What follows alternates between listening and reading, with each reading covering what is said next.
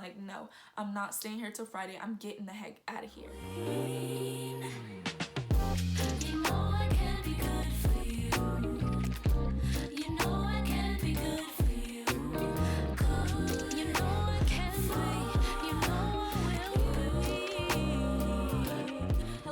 I'm Iman Monet. Welcome back to my channel.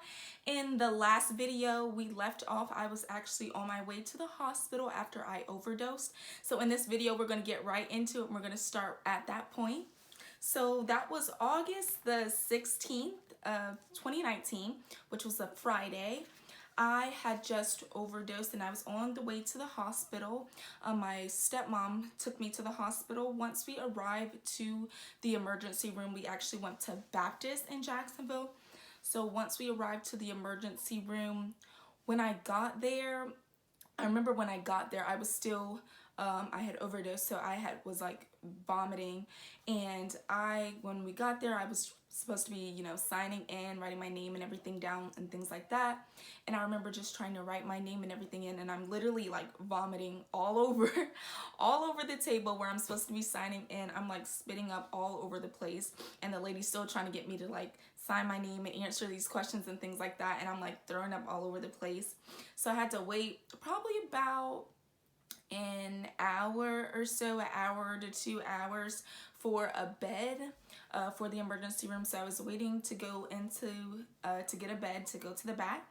And so I was just sitting there, I was spitting up, I was vomiting, I had a lot of abdominal and stomach pain.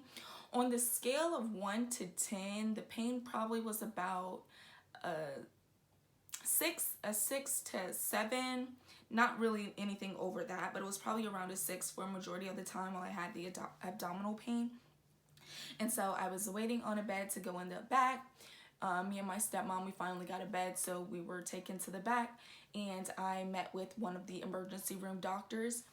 One thing throughout my whole time being hospitalized for my depression and my anxiety and committing suicide while I was hospitalized, as I met a lot of different doctors throughout this time. I was hospitalized for about a week. So the first doctor I met was the emergency room doctor, and so once I spoke to the doctor, they want to know what's going on. So I had to explain to her that I overdosed. She asked questions about what you took, how much did you take, the quantity of what you took, the reason why you took it. So I had to answer all of these questions. Meanwhile, I'm in a lot of pain, and they were trying to, that's when they did, while I was in the emergency room, that's when they went ahead and took the toxicology report. So they did the toxicology report on me, and that's when they ran it and started to get some of my levels to see, how much of this product that I have in my system, so that they can start to monitor that. And that was all on Friday. I definitely had to stay overnight because I was what they called Baker Acted. So in the state of Florida, Baker Act is when you're involuntarily staying in an institution or a medical facility. So this you can be Baker Acted by someone that's a police, by a medical professional, yourself. I admitted myself into the hospital, so I was under Baker Act at that time, because now as I'm under Baker Act, I am now what they call a threat to myself or a threat to others around me, a threat to society. So I'm now under Baker Act, which means I cannot leave the hospital until 72 hours. So I have to be under Baker Act for a full 72 hours until they say, I'm clear, I'm good to go. So 72 hours, that means I can have no phone. That means I am basically under their watch 24/7, no phone, no social media, anything like that. And so move into Saturday, because I did, of course, have to stay overnight. Saturday, I met with the doctor in the hospital, because they transported me from the ER to the hospital. So I got a bed in the hospital, and I met with that doctor. Again, you meet another doctor. What do you have to do? You have to explain everything that happened. So even though I'm very depressed, I'm very still suicidal at this moment, I still have to keep replaying and keep saying over and over and over again what happened and how I got to this point.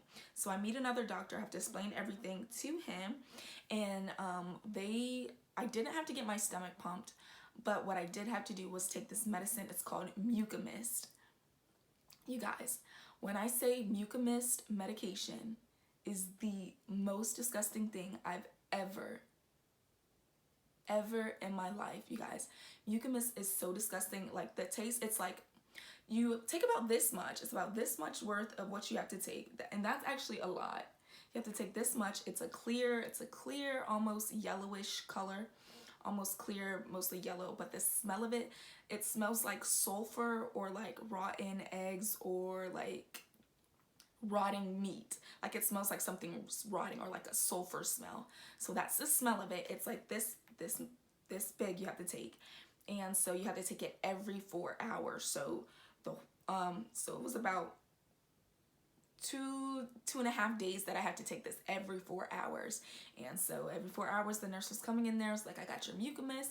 And so we got into the routine where I would take it, and I would also take either apple juice or grape juice, and I would just take it really quick and take my apple juice really quick to get through it. But that was on the clock. Every 4 hours I had to take this mucus mist, and the purpose of it was to get the toxins out of my body, because the medication I took, it was very strong to promote liver damage. So I could have had a very severe liver damage, but thanks to this medication, and it was able to remove the toxins out of my body. And so I pretty much had to keep taking that until they got my liver levels under like a certain level. They had to make sure it came down. And so she was watching that. I was taking the medicine. And on Saturday, I also remember Saturday night, being up Saturday night, because I knew that on Sunday that I was going to have to be transported to the psych ward, or let's say the behavioral unit is what they will call it, the behavioral unit. I knew that on Sunday that I was going to be, transported to the behavioral unit, because I was pretty much done with the hospital. They had already gotten my liver level down. They've removed the toxins out of my body after they had been monitoring that Friday and Saturday. On Sunday, they pretty much said, whenever you're finished with your last few rounds of mucus, then you are going to be transported to the behavioral unit, because it's only been like 48 hours. And again, I'm still under Baker Act, so I cannot leave until a full 72 hours. And so I remember sitting in the bed on Saturday night, and I couldn't sleep. And my dad and my stepmom were in the hospital with me. And I remember I was just up, and I was crying, but I wasn't making any noise. There was tears coming down. And my dad, he woke up, and he was just like, are you okay? What's going on? Why are you upset? And I just remember telling him, I'm scared. Like, I'm really scared to go to the behavioral unit. I'm scared to go to the ward. Like, I don't know what I'm going to see. I don't know what I'm going to experience. And I'm nervous. I don't want to go there, And I just remember him saying, like, giving me comforting words, and just like trying to encourage me through that time, and just saying, like, this is what you got to do. Like, this, you have to do it. Just like, let's just, push through it so you can, get it over with and do what you got to do. And so that was Saturday night. And Sunday, I remember on Sunday was the day.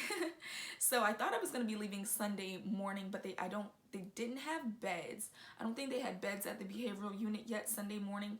And I also, my iron levels were very, very low. That wasn't due to the overdose. That's just my iron levels were low.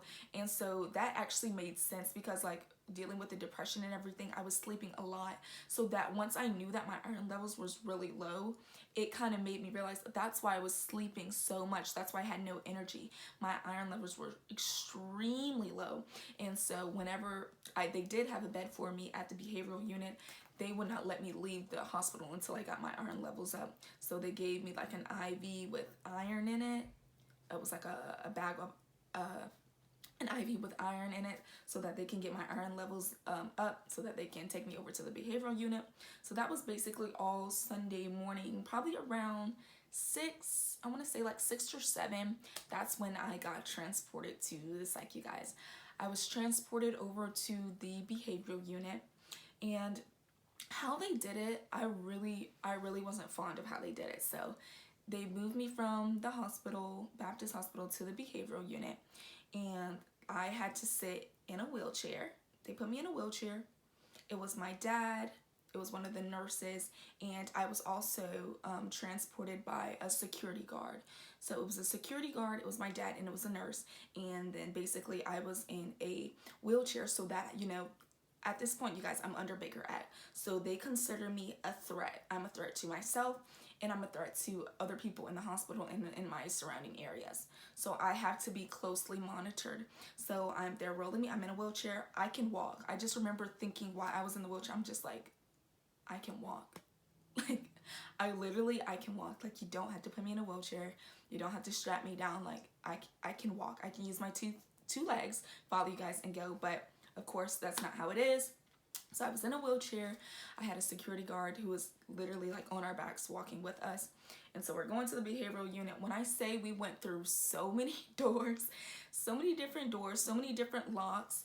We went through this door, you have to key in to go to this door, you have to use this key to go to that door. We probably went through about 5 to 6 different doors and floors to get to the unit. So it's very securely locked down. Like, you are on lockdown. You can't just go in and out of there. It's several different stops that you have to make and key in or use a card or a key to get back to the behavioral unit. So it's Sunday night.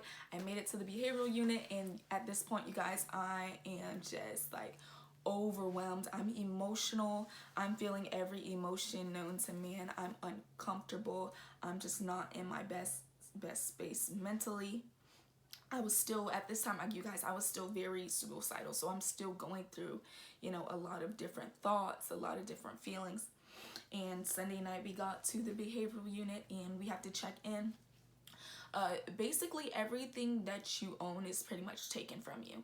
The only thing that you can take back there is basically underwear and like a t-shirt and like pants, but you can't have anything like, you can't, like sweatpants, you can't wear sweatpants with the tie, nothing with ties. You can't wear shoelaces with the ties, nothing with ties, because of course we're in a behavioral unit. They don't want anybody using those as weapons or any type of anything like that. So nothing with ties, no shoelaces, no sweatpants with the strings, no zippers. You can't have zippers. So you basically can just wear like a t-shirt and basically like leggings. So that's pretty much what my dad, he brought that. Well, I didn't really have anything before. I had like 2 pair of leggings and like a few t-shirts. So later on in the week, my dad brought me even more stuff, but that's, you know, basically what I had, in like some underwear. The shoes that I had, I couldn't wear because we couldn't wear open-toed shoes. So all that it gave me was some socks. So I had socks on. I didn't have any shoes on, so I'm walking around. I don't even walk around my own house without shoes on, guys. I always have shoes on.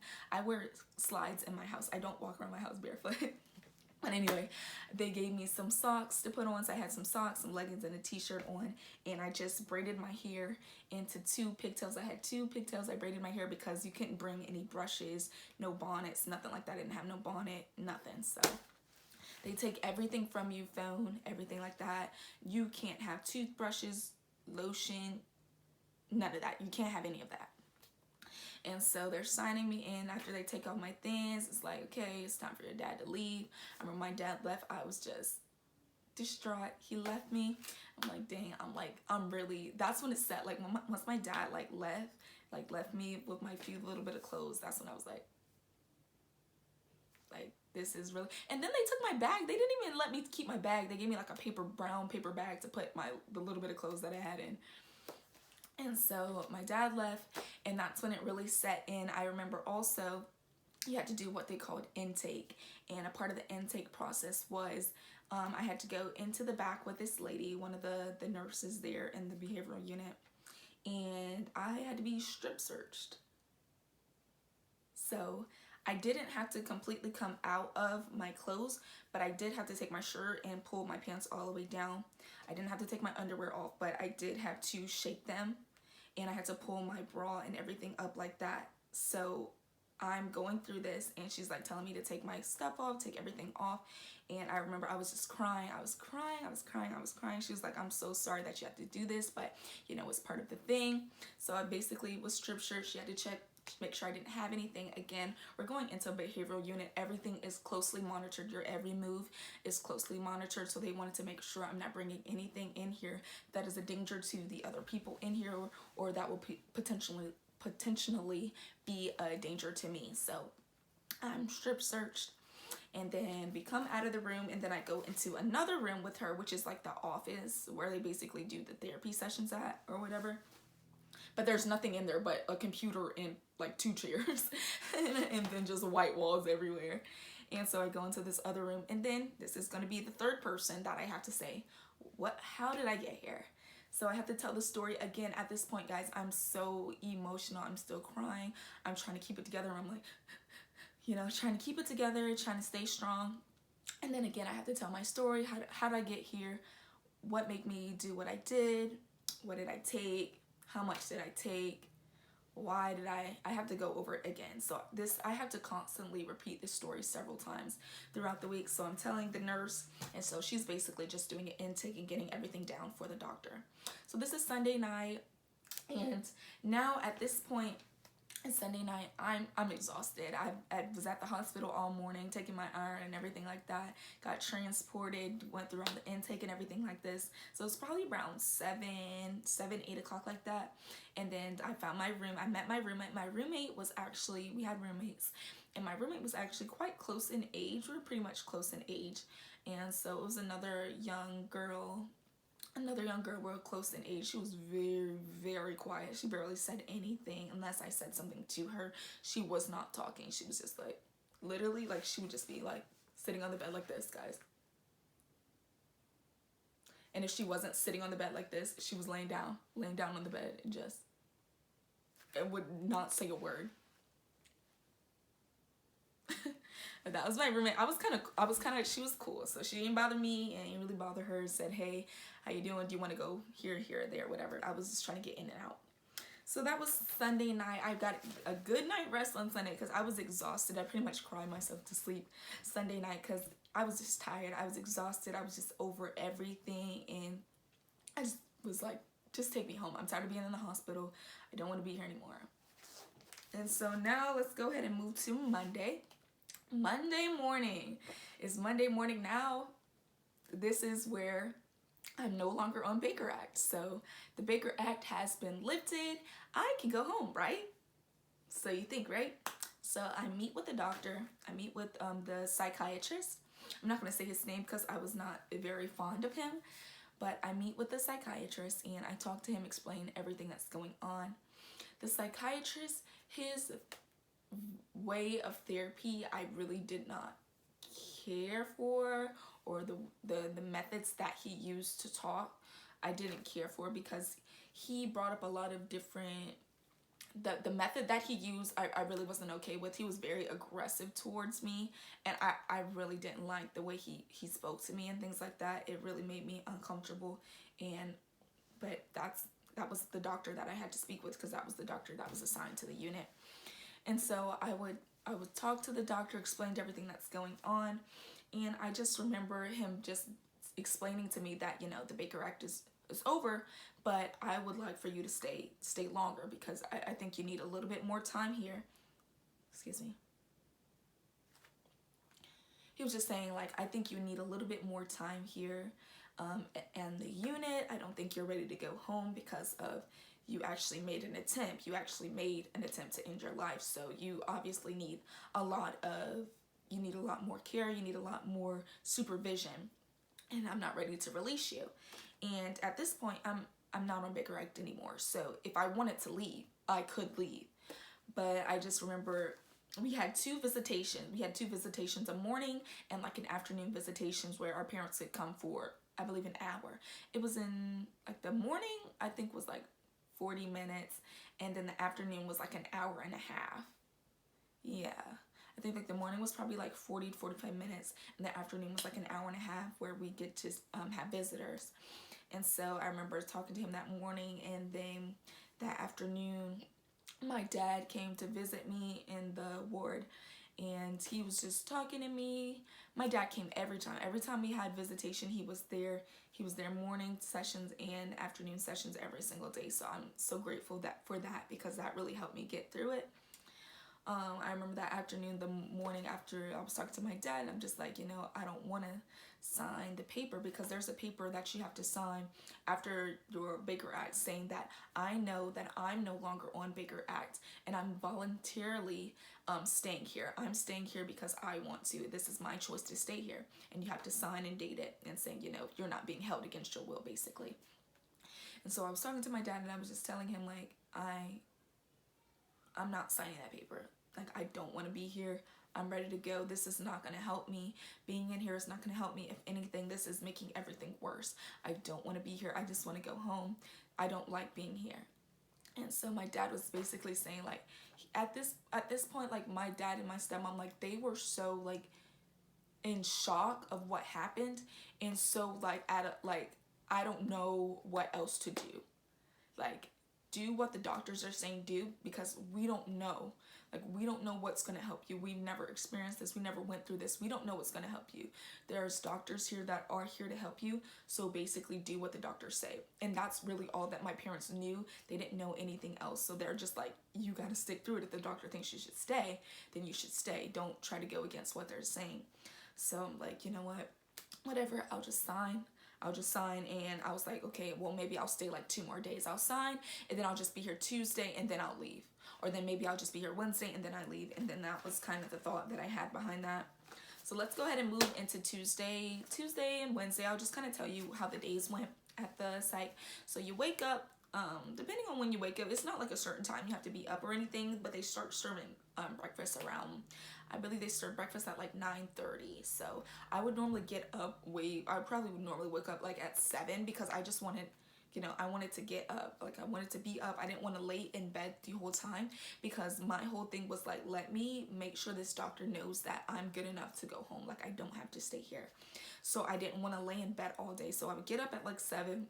I would go into like the main room. There was like a main hall room where there was like 2 TVs, and then there were lots of books and puzzles. Like, think of like a nursing home. So it was basically like a nursing home. Like, it was a big it was a big room, and it was like places where you could color, do puzzles, and then there was like 2 TVs. But it was like separated, so like the hall on that side pretty much used 1 TV, and then the other side that I was on used the other TV. So I would get up early, watch like TV till like 7 to like 9 o'clock, and then after I ate breakfast and everything like that, after breakfast, there's when we had like the classes. That's when we would do the different classes and the different basically group therapy or some other kind of activity. And so we would do the classes. We had like 2 classes a day.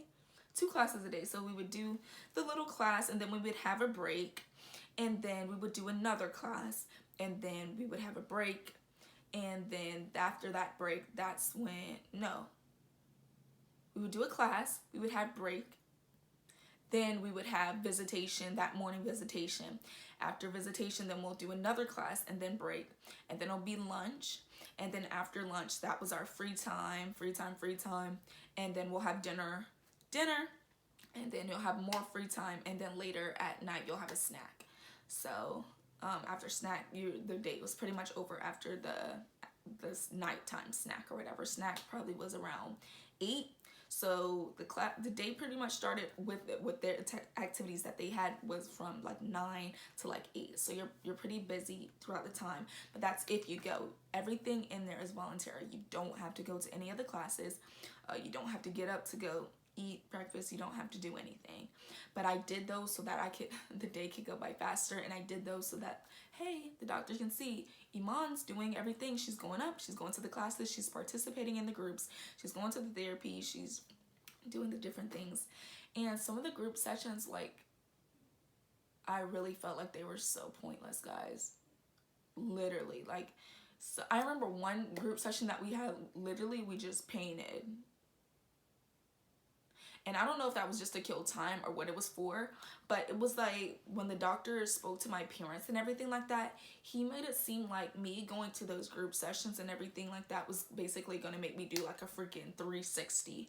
But a lot of those classes, we weren't doing really anything. So I would I did like the class. I remember one time we were like painting.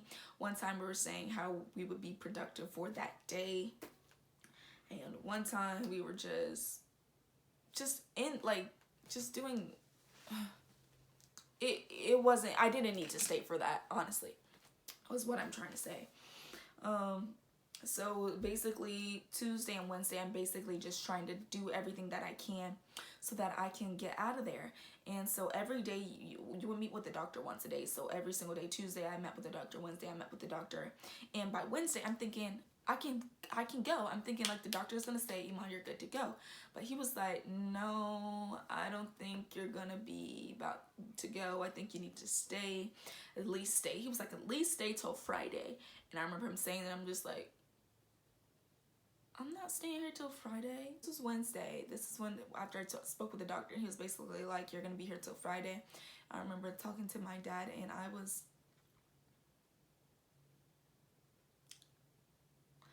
so emotional talking to my dad because I just really could not be there. Wednesday is really when I hit like my lowest point.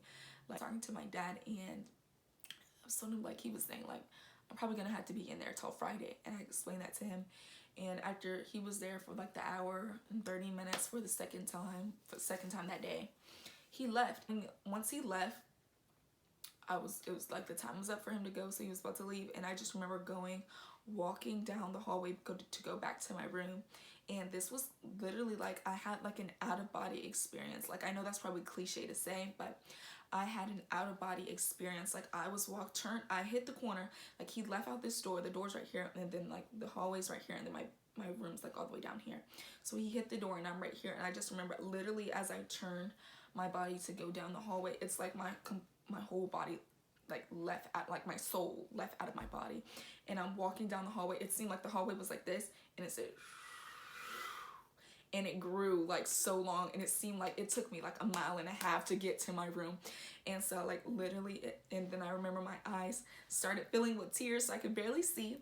Remember, all the way at the end of the hallway is where the nurses station was, so there were nurses standing out there, and I swear to you, I feel like the nurses were probably looking at me like, is she okay?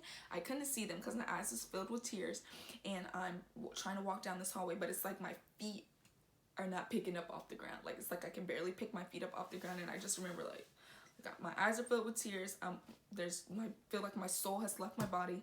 I'm literally dragging, like I'm like dragging my feet, like trying to get my feet up off the ground. I had like no feeling. That's really when I hit my lowest of low points. Like, I would never want to experience that again. It was like the most scariest thing. It like, I don't even know how to explain it, but it's just literally felt like I wasn't in my body. Like, I was dragging my feet, and I could barely pick my feet up off the ground. And I just remember like walking back to my room like this. And like, it was such a weird out-of-body experience. Like, I would never want to experience that again. And I got to my room, and I basically just laid there and cried and cried and cried and cried and cried basically the rest of the day until, you know, like dinner, and I finally got myself up for dinner and things like that. I remember one of the days for lunch, there was a bug in my food. I already didn't want to be there. There was a bug in my food. It was literally like a fly, like literally like this big. The fly was like this big, and I opened my sandwich to freaking put mayonnaise on my sandwich. First of all, I don't even eat cold sandwiches. Anyway, I took the bun off to put mayonnaise on it, and I was like, a big old bug in my food. So appetite was gone that day. I think that was the same day I think that was Wednesday, the same day that I had the freaky out-of-body experience. That was the same day. So I didn't even want to eat that day. I was just like, there's a bug in my food. I told the nurse, and she was like, I'll go get you something else. She was like, she was so nice. She was really so nice. She was like, I'll go all the way to the kitchen and get you something else. I'll get you anything. I was just like, I really don't even have an appetite anymore. I don't want to eat. So there's a bug in my food. On top of that, also while I was in there, like the showers in there, they're like by a button. So you press the button, and the shower only runs for like a certain amount of time for reasons that people might try to drown themselves, because we're in a ward. So people might try to drown themselves. So you press it, and it only runs for a few minutes.